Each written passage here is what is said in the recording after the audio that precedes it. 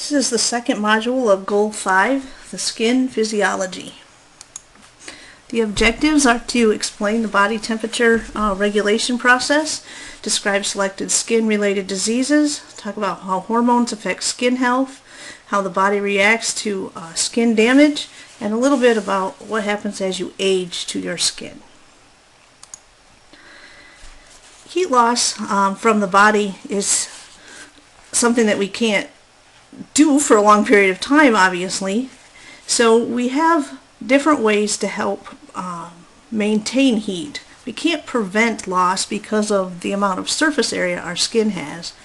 However, when we get too hot, we use that surface area to put the blood closer to the skin. That's called vasodilation, when the blood vessels get bigger near the skin and move toward the skin, and that helps us dissipate heat faster.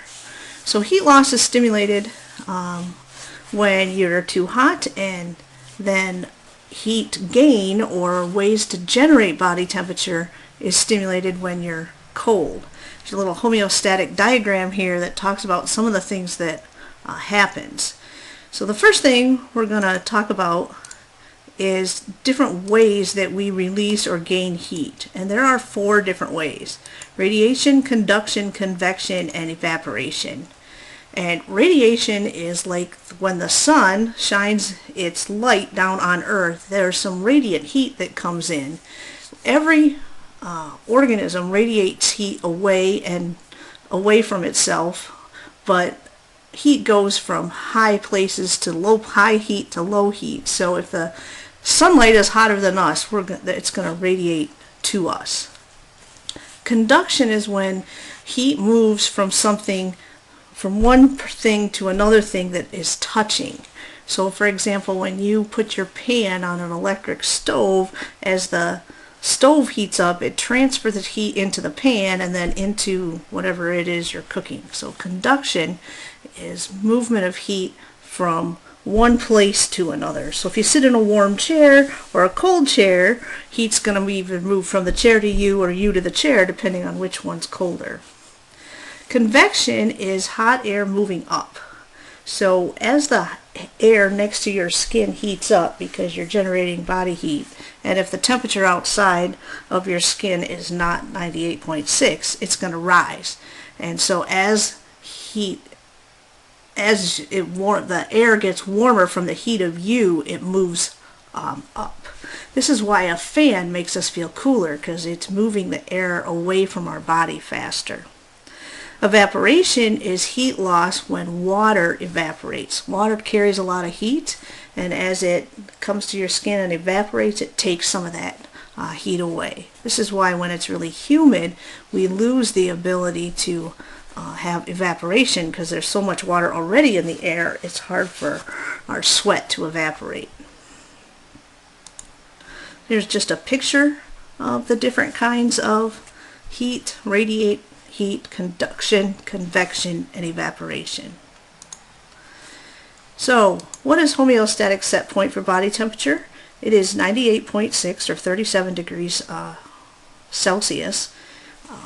That is average. Some people run a little lower and some people run a little higher. And if set point increases, for example, a fever would go to your hypothalamus and essentially crank up your thermostat to higher than that. And so if temperature goes up, the body's going to do a couple of things to try to cool you. The hypothalamus will stimulate a bunch of things. One of them is vasodilation of the blood vessels and sweating. So your sweat glands will open up.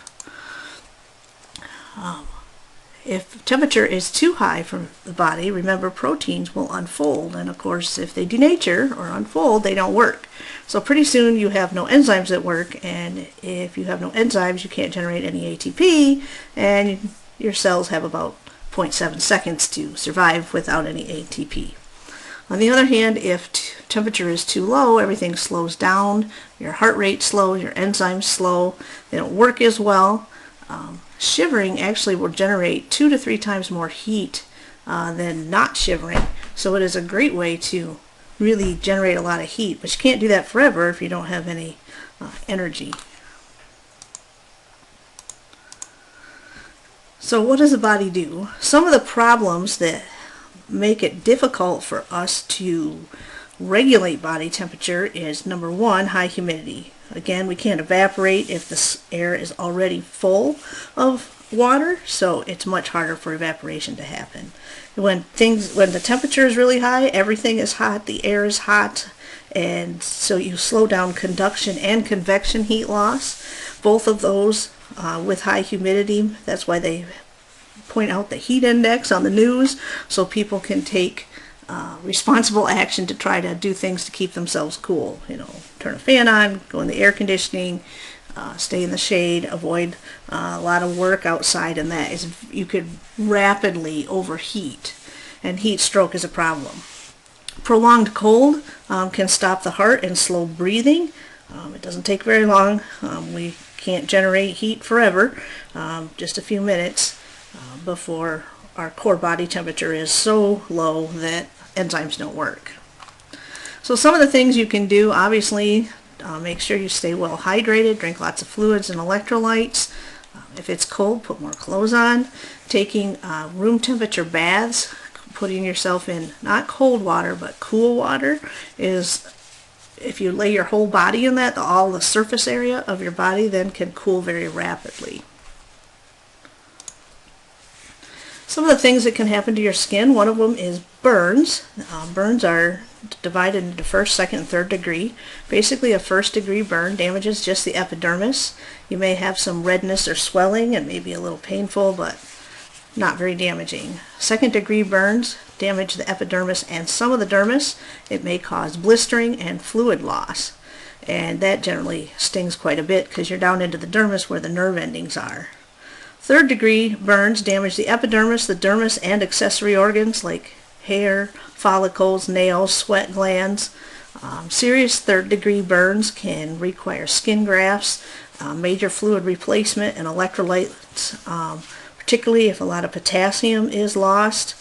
This can kill you because a high amount of potassium in the blood can stop your heart. Skin grafts are difficult. Sometimes they take your own. That's the safest since you won't reject it. They're even using 3D printers now to make skin and try different things for burn patients.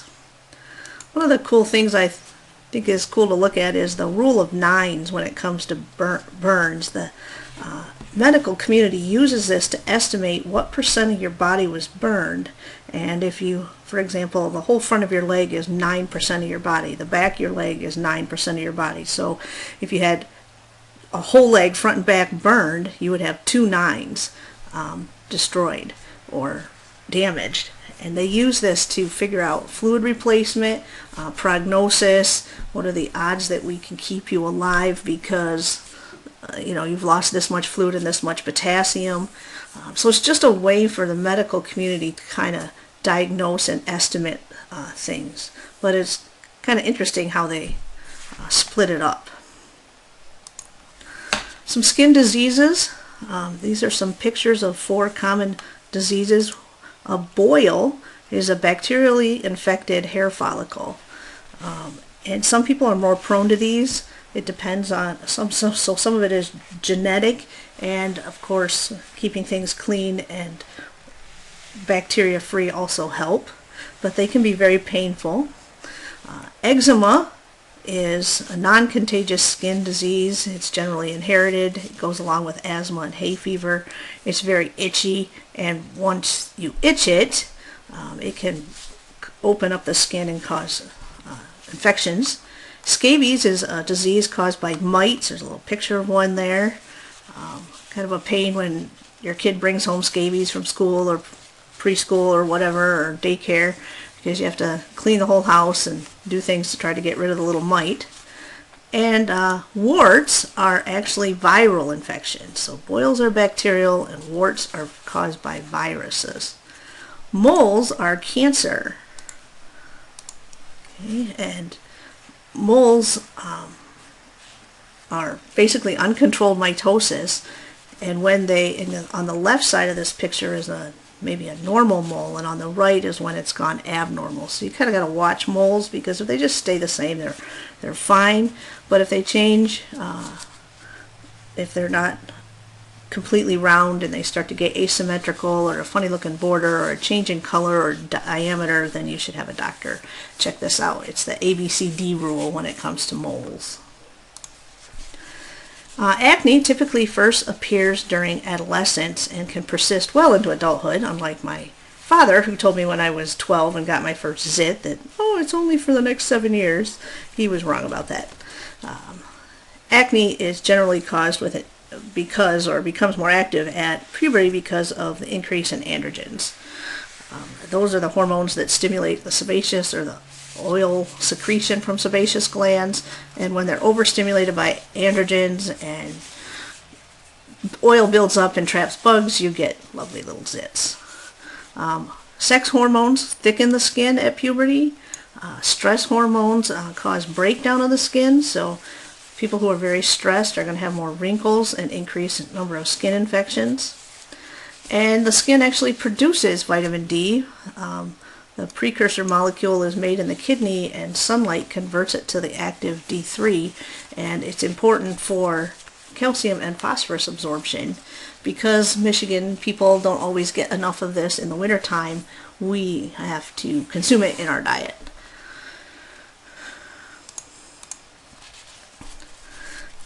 Like I said in the last module, skin injury and repair starts with inflammation. That's always the first response when the skin is poked or there's a hole in it or you get a splinter or whatever. It stimulates these epithelial cells there. They release some chemicals as they're broken, stimulates phagocytosis by neutrophils, which are white blood cells, and increases vasodilation in nearby capillaries, which brings even more white blood cells. So you have more blood, more white blood cells, more phagocytosis, which is good because you get rid of the bad stuff and get rid of the crappy bacteria or viruses or whatever else came in with the cut. If a blood vessel was broken, that one of course will induce the clotting reaction, which we'll talk about more in A&P2. Inflammation will bring more fluid, which will cause swelling, which will induce your nerve cells to be triggered, and that will tell you that it's painful, which is good because you can stop and hopefully fix it. Inflammation begins immediately, but after 2 or 3 days, hopefully everything's cleaned up and the clot will dry out, a scab will form, cells will be induced to do mitosis, and you'll start to repair. Wounds generally heal from the bottom up, and as they multiply, they fill in the wound with new tissue. And little kids do this so fast that the new tissue forms kind of a bump or a scar because of the extra connective tissue. So you actually scar more when you're a little kid, because old people or older people, the repair process is slower and you don't get that rapid buildup of extra connective tissue. So here's some pictures of this. The first step, bleeding, the inflammatory response is triggered. After several hours, clots have formed and scab starts to form across the top, hopefully preventing any more bugs from getting in. And then in step 3, you're healing from the bottom up, mitosis, and phagocytosis slowly eats away at the clot and the scab, and it disintegrates. Then you have some scar tissue at the end, which will be slowly resculpted and fade. Skin color is due to 3 things: melanin levels, blood flow, and chemicals in the skin. Melanin is produced by melanocytes. The more melanin you produce, the darker your skin. If you don't produce any melanin, you're albino. If you have patches of melanin, we call them freckles. The amount of melanin you make is generally genetic. So if you have darker skin parents, you have darker skin. The more blood flow you have to the skin, the more color it has. So if you have better vascularization or better blood flow, your skin will be slightly redder or have a little bit more color. That's why we get so cold when we get so white when we're cold, because our blood vessels constrict to the skin, trying to send blood to the organs, and so you look very white. Chemicals: if you eat a lot of squash or carrots or other vegetables with carotene in them, you can actually turn your skin orange. I suppose that you'd have to eat a lot of them, but you could. Bilirubin is a breakdown product of red blood cell destruction. It's produced in the liver, and generally we lose it in the bile, but it can build up in your skin and cause jaundice if it's produced and not recycled completely and taken care of like normal. Little babies sometimes have buildup of bilirubin because their livers haven't quite caught up to doing everything yet right when they're born. And UV light or exposing them to UV light helps get rid of this. So according to Medline, your skin changes as you get older. You might notice wrinkles, age spots, your skin gets thinner, it loses fat, it dries out, it might take longer time to heal, and the major cause of skin aging is sunlight. You can protect yourself by staying out of the sun, wearing sunscreen, wearing a hat, that type of thing, avoiding tanning beds, cigarette smoking because it constricts blood vessels, can also increase wrinkling. The more you smoke and the longer you smoke, the more wrinkles you have as well. Many products claim to revitalize aging skin or reduce wrinkling, but the Food and Drug Administration really has only approved a few for sun-damaged or aging skin. Pretty much, don't go out in the sun and eat right and exercise. There are lots of treatments to soothe dry skin and reduce the appearance of wrinkles and age spots, but we don't have a way to stop it completely. So, as a person gets older, the skin cells don't repair quite as fast. Mitosis slows down. The dermis gets thinner because the collagen fibers break down. So as the collagen and elastin break down, the skin sags. And if you lose weight, it sags even more. The glands will shrink, and they can't hold as much fluid, and it actually gets harder to regulate body temperature. Old people don't have as active as sweat glands, so they get hot faster and can't cool down as quickly. And of course, since repair is slower, when you get damage to the skin, it takes longer to heal. So wear sunblock.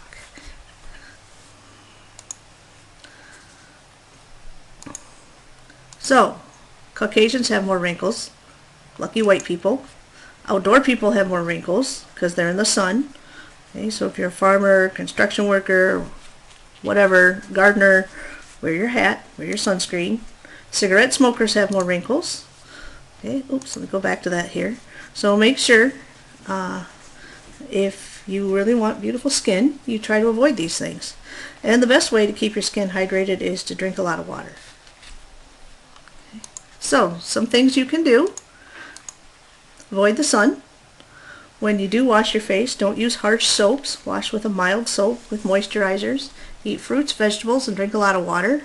One website I looked at said eat salmon because omega-3 fats in salmon are supposed to be great for your skin. But again, this hasn't been proven necessarily by the FDA. It's just thought to be true because it seems like people who eat salmon have better skin. Getting enough sleep can actually help your skin, and less stress because the stress hormones slow down skin repair. Cortisol in particular causes skin debris breakdown. So I don't know why you're taking this class if you want beautiful skin, because it's probably stressful by now. I don't know. So how do you treat wrinkles? The next couple of slides go from the most mild treatment to the most radical. You can wash it. Soaps or cleaners or face cleansers with salicylic acid is supposed to remove dead skin. Some loofahs, sponges, and other skin abrasives can actually scratch your skin, and they suggest you don't use them, especially if there's grainy things in the cleaner. You should use ones with microbeads because they're rounded and they won't scrape or cut your skin. Eating healthy and getting enough exercise is always good for pretty much everything in the body. If you want to get a little more serious, you can use lotions with retin A. Retin A or vitamin A are protective, but you can go overboard on those, so be careful. Tretinoin is the only FDA-approved topical treatment for wrinkles, so it is out there. Alpha hydroxy acids can help remove dead surface skin, but you got to be a little bit careful because if there's too much acid, it'll actually burn your skin. Antioxidants and vitamins, there's some proof they work when applied to the skin directly, maybe by increasing collagen synthesis. Vitamin A and C have both been studied, as have other compounds, but again, nobody's conclusively saying wipe this on your skin yet. Moisturizers work better at preventing skin loss rather than adding moisture to the skin. They can slow evaporation and that type of thing. They should be applied when your skin is damp. That seems to help. Humectants help pull the water up from the dermis, so that can be tried. And then you can cover it up with makeup. If you want to go even more serious, you can do exfoliation. Basically, that's a way to remove the top layer of skin, which is dead. They can do this with lasers, and you got to be careful because you can burn the skin. You can use chemical peels. Again, you can burn the skin. You can use like sandpaper, dermabrasion, or you can zap yourself with cold salt water. All of these seem radical, but it would remove the top layer. You can do implants. They use wrinkle fillers. Sometimes they use your own fat, sometimes they inject silicone, sometimes they use cow collagen, which some people have been allergic to, and that's not too good. They've also used Botox to inject into the skin that prevents your muscles from contracting, and if you can't contract the muscle, you can't wrinkle the skin. That has to be repeated every 3 months, roughly. You can go further and do cosmetic surgery, which is sometimes done for injury or to fix, cleft palates and that type of thing. Bone resculpting and skin grafts are done for people who are injured or burned. But other cosmetic surgery that's elective, you have to pay for. Costs have remained fairly steady, and procedures have increased 3% from 2013 to 14, with 15.6 million procedures.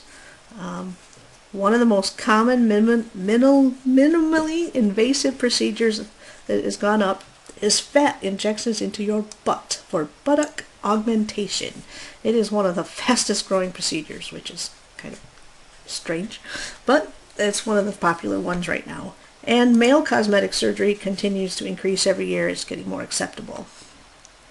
I don't care if you remember these facts, but these are the top surgical procedures in 2014, the latest this website had data for. Breast augmentation is still number 1. Nose reshaping, liposuction, eyelid surgery, and facelifts. 6.7 million people had Botox done, which is a 680% increase since 2000.